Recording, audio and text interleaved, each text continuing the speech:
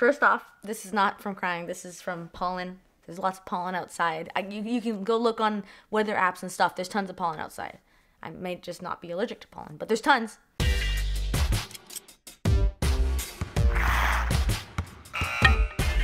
So I've been waiting a little bit to make this because I kind of wanted my feelings to kind of simmer down just so I can kind of understand what I'm feeling exactly.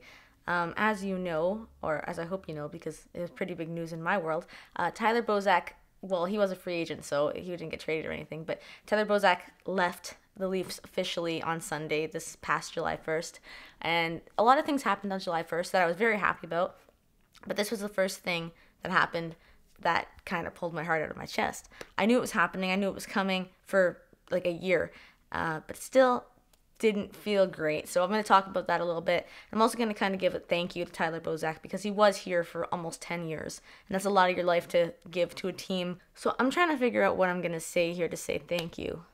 I don't know how to put stuff into words. First, let me give you maybe a brief history of why this hits me so deep.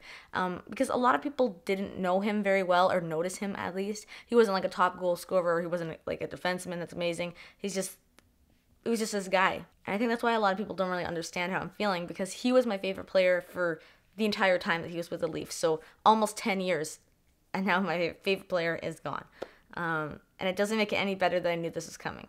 So when I first started watching hockey, I was 11, and that is the exact year that Bozak got signed. He got signed in the summer of 2009, and I started watching in the fall of 2009.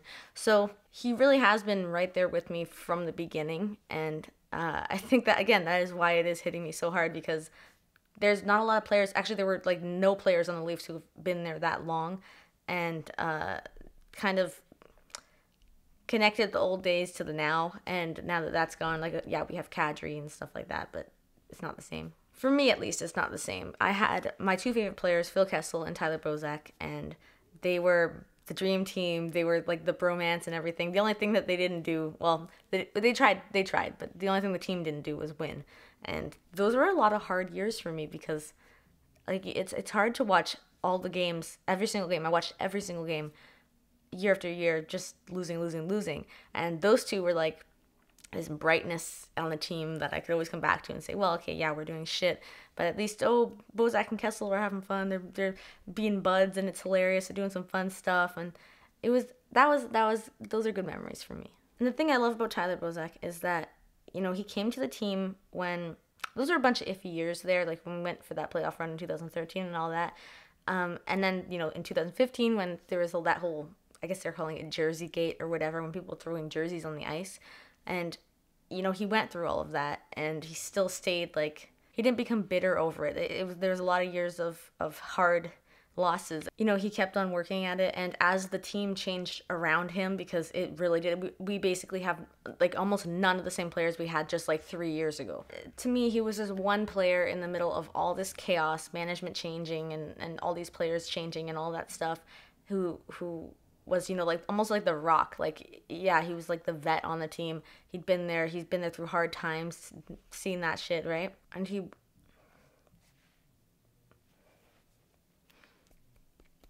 this is so stupid. Oh my god, I'm not gonna cry. Why? This is so stupid. I hate when people do crying videos on YouTube, so I'm not. If I do end up crying, which I hope I don't, I'm gonna pause and I'm gonna come back to it. Why is this happening? This is so stupid. Oh my god. Okay, so I'm just gonna rush through what I have to say. He was like the one person. Everyone's gonna make fun of me for this. Okay, quick. He was the one person that was like the same constant thing as everything changed around him, and that is a hard thing to do. Okay, happy thoughts. We got Tavares. Am I gonna be able to finish this? Let's go. Okay, well, I clearly can't do any more. And you're probably going to say this is all bullshit because, yeah, we just got Tavares, which is super amazing and everything. But on that, you can feel more than one emotion at once. That's all I'm going to say anymore. Thank you for all your years.